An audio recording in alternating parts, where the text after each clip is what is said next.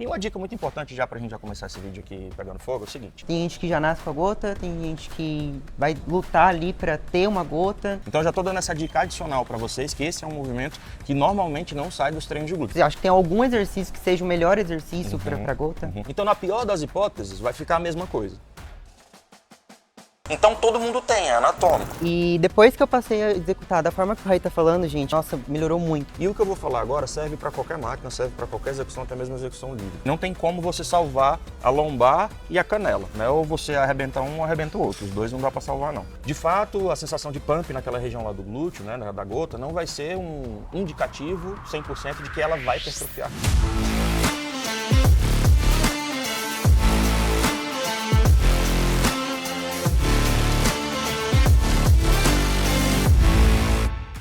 Olha só, nesse vídeo de hoje a gente vai mostrar pra você que quer trabalhar aquela região mais inferior do glúteo, sabe? Aquela região da gota aqui bem famosa entre vocês mulheres. Eu vou mostrar pra você os 3 melhores exercícios pra você finalmente conseguir hipertrofiar essa região, tá certo? E caso você não seja uma pessoa avançada no treinamento, fica nesse vídeo também que vai ter muita dica pra você pra além disso, tá certo? E ó, a gente tá com muitos conteúdos pra vocês que são mulheres, pra vocês que gostam de treinamento, tá certo? Então comentem aqui, se inscrevam no canal, a gente tem muita coisa nova pra poder mostrar pra vocês e é muito importante ter esse feedback de vocês, né? Ou seja, quando vocês comentam aqui, falam pra gente os assuntos que vocês querem que a gente traga, o vídeo fica especial pra você, tá certo? Então não deixa de comentar, não deixa de curtir esse vídeo e mandar pra alguém que precisa dele, tá bom? Agora bora pro vídeo que tá muito interessante. E eu digo pra vocês que é impossível dissociar a musculação da nutrição, tá certo? A ciência é muito clara quando ela fala sobre o consumo de proteína. Se você quer hipertrofiar, você não pode deixar de consumir as suas proteínas no seu dia.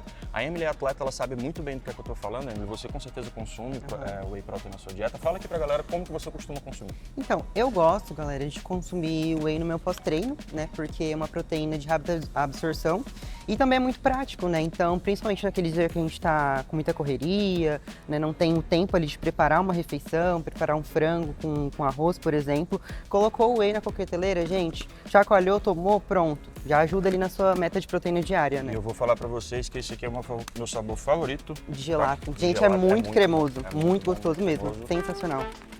E ó, toma aí pra você ter energia pra gente poder demonstrar os exercícios de hoje. Precisa. Ô Raí, e te perguntar uma coisa, né, sobre a famosa gota. Antigamente, assim, gente, eu sou nova, mas eu tenho um bom tempo de treino.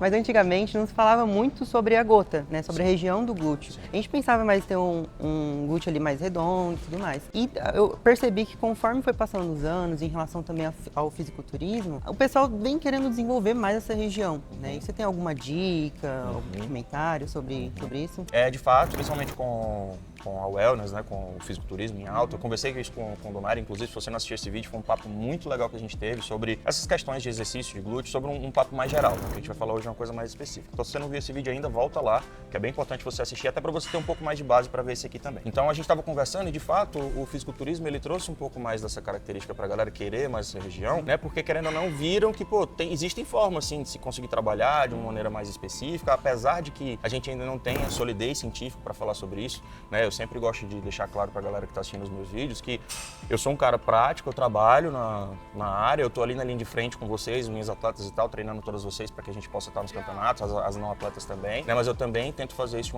da forma mais científica possível, né? Unir os dois lados. Então, na ciência hoje a gente não tem muito direcionamento sobre o que fazer para poder jogar o estímulo especificamente para aquela região. Ainda não é certo que isso é capaz de acontecer cientificamente falando, mas o que dá para entender é, você, por exemplo, eu vou colocar você que é um exemplo prático muito bom, porque enfim, você teve uma evolução muito boa ao longo desse período que a gente está trabalhando, inclusive. Você, com os ajustes que eu fiz no seu treino, você conseguiu sentir alguma diferença naquela região? Com certeza. Não só durante o treino, mas assim, no desenvolvimento da musculatura? Com certeza. Até porque, assim, quando eu iniciei no fisiculturismo, ainda não estava ali na parte que as pessoas pensavam em evoluir a gota em si, né? Que quando eu comecei ainda tinha a IFBB lá. Sim, então era aquele era um padrão glúteo mais redondo, né? e tal.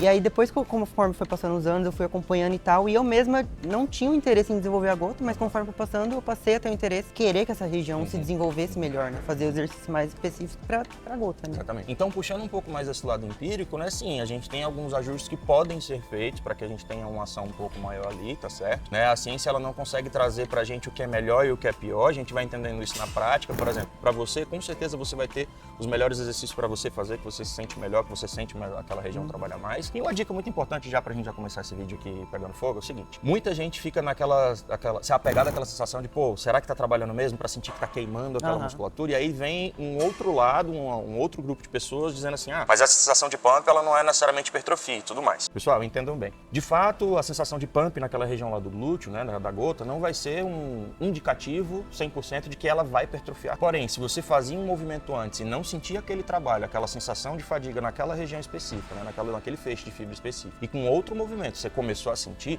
alguma coisa diferente pode acontecer. Então, na pior das hipóteses, vai ficar a mesma coisa. Então, por que não utilizar essas variações, né? Mas agora a gente vai passar um pouco mais para uma parte mais prática, né, para demonstrar algumas coisas também. A gente vai responder algumas dúvidas que vocês mandaram pra gente também, para que esse vídeo possa ficar bem completo para você, beleza? Ô, Raí, e você acha que gota é uma coisa assim mais individual, genético? Tem gente que já nasce com a gota, tem gente que vai lutar ali para ter uma gota. O que você pensa sobre isso? É um pouco abstrato até a gente falar sobre gota, né? Porque é como se, tipo, algumas pessoas acham que, eu vou fazer o exercício para construir algo que não existe. Na verdade, a gota é só uma forma fácil de falar sobre uma região mais específica do glúteo, né? Falando mais cientificamente, para quem é professor e tudo mais, são as fibras caudais do glúteo, ou seja, aquelas que ficam mais embaixo. Então todo mundo tem, é anatômico, certo? Só não é tão desenvolvido. Só não é tão desenvolvido, exatamente. E aí entra uma outra história que é também um pouco mais empírico, né, que a gente vai ver sobre inibições musculares. Às vezes, a posição da pelve, questões que são mais anatômicas ali, o tamanho da pelve também pode influenciar, o tamanho da musculatura pode influenciar também. Tem mulheres que têm a inserção do glúteo, ou seja, ele tem um comprimento um pouco mais curto, um comprimento um pouco maior. Existem atletas que a gente consegue ver claramente essa diferença, né? Onde uns o glúteo termina um pouco mais em cima da coxa, outro termina mais embaixo. Tem um glúteo mais arredondado, outro mais alongado. Mas isso não significa que essas pessoas não possuem aquelas fibras ali, entendeu? Todo mundo possui do mesmo jeito. Com formatos talvez um pouco diferentes, com tamanhos diferentes, mas todo mundo possui. Então, algumas mulheres, às vezes, elas não conseguem só ativar corretamente essa região, né? Ou seja, colocar essa região para ter um trabalho e tirar as inibições possíveis ali para poder ter um desenvolvimento, né? Então, eu percebo claramente que quando a gente começa a intervir nisso, com algumas intervenções tanto de alongamento quanto de treinos mais específicos, tem um desenvolvimento um pouco maior dessa região, entendeu? E você acha que tem exercício que é melhor para o glúteo, para a parte da gota, ou pior? Você acha que tem algum exercício que seja o melhor exercício para a gota? Não consigo afirmar isso com dados científicos, isso é impossível. A ciência até hoje ela não conseguiu trazer um ranking pra gente do melhor ou pior, até porque quando se houve alguns comparativos, a gente conseguiu ver até que tem muitas similaridades, né? Por exemplo, a elevação pélvica ela é um movimento que trabalha o glúteo, que hipertrofia o glúteo tanto quanto o agachamento. Então eles dois têm hipertrofias similares, inclusive de regiões diferentes do glúteo, tá? O que a gente tem na ciência hoje é que talvez você trabalhar com o glúteo em mais alongamento, ou seja, aqueles movimentos que a parte que está mais pesada quando o músculo está mais alongado, como por exemplo fazendo stiff, como por exemplo fazendo agachamento, levantamento de terra, búlgaro também, todos esses movimentos mais básicos, né? Ou seja, que a parte mais difícil do movimento é quando o músculo está mais alongado. Muito provavelmente esse movimento já vai trabalhar essa região de uma forma muito bem específica, de uma forma muito bem trabalhada, entendeu? Então não tem como eu falar para você exercícios que são bons ou ruins, mas tem como eu dizer para vocês aqui um ranking para você entender se o seu treino está realmente completo, entendeu? Para você entender se você está utilizando todos os movimentos necessários para poder atingir todas as fibras ali do seu glúteo. Então eu vou mostrar aqui para vocês daqui a pouco com a Emily esse conjunto de movimentos e assim você vai conseguir montar um treino perfeito para você e vai conseguir desenvolver bem essa região que você está precisando. Para demonstrar visualmente aqui para vocês, para quem ainda não tem tanta familiaridade com o que é a tal da gota, é justamente essa região aqui mais inferior do glúteo, ou seja, o glúteo ele termina aqui, né? Aqui está a inserção dele, ele está aqui mais ou menos no meio da perna, aqui está a origem do glúteo, então o glúteo é um músculo que liga tanto o tronco com a perna, e essa região aqui é uma região que foi muito mais buscada por conta da questão do fisiculturismo, tal como eu falei. Então, essa marcação aqui acabou sendo muito buscada por vocês, e a gente, que é da área do treinamento, teve que buscar formas para poder atingir mais essa região. E agora a melhor parte, né? A hora de mostrar na prática. A melhor parte não sei para quem. Para mim é a melhor parte, com certeza. Principalmente quando tem muito peso. Mas hoje, calma, é só demonstração. Como eu falei para vocês, vou mostrar para vocês um conjunto de movimentos para que você possa entender se o seu treino está completo e, obviamente, trabalhar todo o glúteo, não só a região da gota, mas eu também vou falar para vocês algumas especificidades, tá? E foi exatamente por isso que eu já quis começar esse primeiro movimento aqui no guiado, tá certo?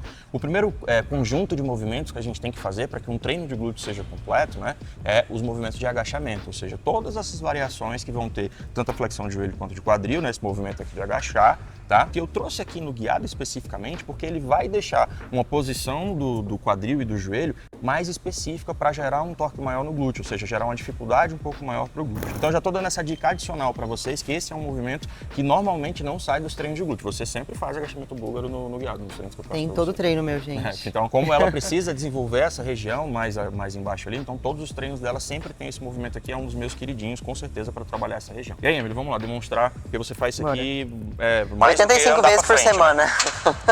Você vai posicionar bem o seu corpo aqui para poder fazer esse movimento de uma forma na qual pode fazer, de uma forma na qual o seu joelho não vai tão para frente. Aí o que é que vai acontecer? A gente vai ter um torque, ou seja, uma resistência, pode fazer, não. A gente vai ter uma resistência um pouco maior vindo para cá para o glúteo, né? Ela vai fazer o movimento com um foco maior no glúteo, com menos foco no quadríceps. Isso não significa que o quadríceps não vai trabalhar, tá? É um ótimo movimento para quadríceps também.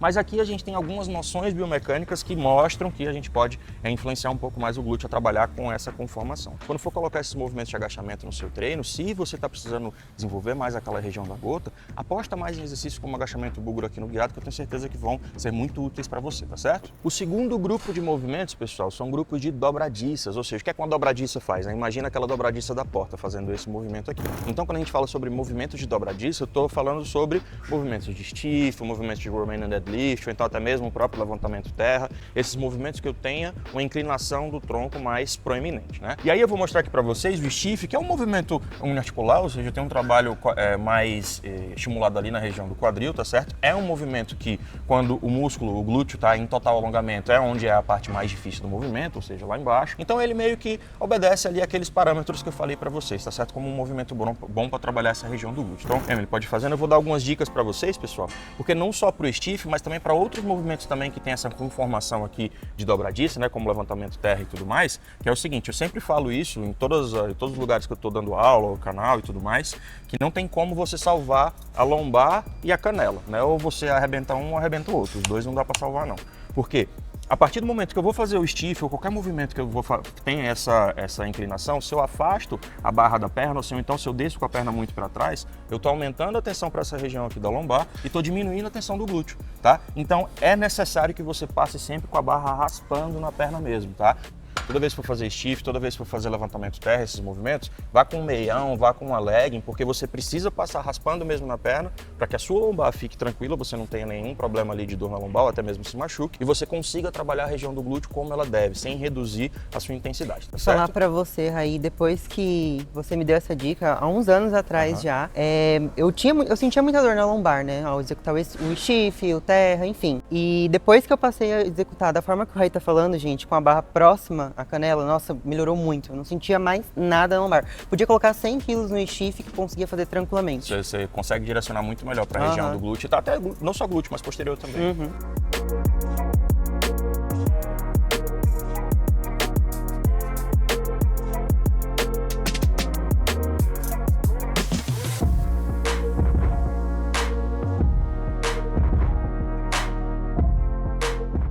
E agora o terceiro grupo de movimentos para a gente poder finalizar são os movimentos de impulso de quadril, né? As famosas elevações pélvicas aqui. E aí pode ser que na sua academia não tenha uma máquina específica ou não tenha uma máquina tão boa. E o que eu vou falar agora serve para qualquer máquina, serve para qualquer execução, até mesmo execução livre, tá certo? Aqui a gente tem uma quantidade de máquinas bacana, a gente tem uma variedade muito boa, né, para diferentes anatomias. Então pode ser que você não tenha, mas não se preocupe, você pode continuar fazendo do mesmo jeito, isso não é impedimento, tá bom? Então esses movimentos de impulso de quadril são esses movimentos que têm uma característica um pouco mais diferente, né? Ou seja, normalmente os outros movimentos de glúteo a gente tem um tensionamento quando ele está mais alongado, né? Como eu mostrei para vocês ali do stiff, do búlgaro. Aqui na elevação pélvica tem algumas controvérsias, onde alguns estudos mostram que a tensão maior do movimento é nele como um todo, né? Muito mais constante. Só que alguns outros estudos de movimento também demonstram que a gente tem um pico de torque ali na parte superior, ou seja, a parte de cima seria o movimento mais difícil, né? Fase mais difícil do movimento. Então, acaba se tornando um ótimo movimento como complemento para outros grupamentos musculares ou para outros grupos de exercícios, né? Como, por exemplo, o agachamento stiff. Quando você combina esses movimentos, você acaba trabalhando o glúteo como um todo e de todas as formas possíveis. E como eu falei no começo do vídeo, tanto o agachamento quanto a elevação pélvica vão ter o mesmo potencial de hipertrofia do glúteo, isso demonstrado cientificamente, com um padrão, né, de qualidade científica muito boa. Então a gente pode sim confiar num resultado como esse e colocar a elevação pélvica como um complemento para esse treino, às vezes não só como um complemento, né, como um exercício principal também, tá? E eu vou mostrar para vocês alguns erros mais comuns nesses movimentos de elevação pélvica para que você possa ter um trabalho mais direcionado para o seu glúteo e não tenha dor no lombar, não tenha dor no pescoço, que às vezes é muito comum também. Primeiramente, posição dos pés. Sempre se certifique que seu joelho ele vai estar um pouco mais da distância do seu ombro, tá certo? Ou seja, ele tem que estar um pouco mais afastado que o seu ombro, para que o seu quadril ele fique num posicionamento mais adequado, alinhado com as fibras do glúteo, porque as fibras do glúteo são na diagonal, tá? Você pode perceber, pega uma foto lá de anatomia, você vai ver que o glúteo máximo ele tem um desenho na diagonal, tá certo? Então quando você faz essa abertura da perna, mais ou menos 30 graus ali de abdução, você deixa o glúteo alinhado com o movimento e ele consegue ser acionado com mais facilidade, tá? Mantenha esses pés sempre um pouco mais da largura dos ombros, tá? Quando você for subir a perna, o seu joelho tem que fazer um ângulo de 90 graus, é importante que você faça isso, porque se você deixar o pé mais para frente, você vai sentir muito do seu posterior, se você deixar o pé mais para trás, você perde amplitude e vai começar a sentir bastante do quadríceps também. Então deixe sempre no meio termo para que seja direcionado para o glúteo. E aí vocês vão perceber o seguinte, desce até o final, lá embaixo, sempre faça o movimento completo e sobe até o quadril alinhar com o tronco, tá certo? Muita gente não faz esse movimentozinho final, fica travado. Às vezes por conta de falta de alongamento na região do ilho-psoas, como também falta de força para poder chegar e empurrar esse movimento até o final. Então sempre faça o movimento completo, sinta que o movimento está travado e desça para que a execução fique completa, certo?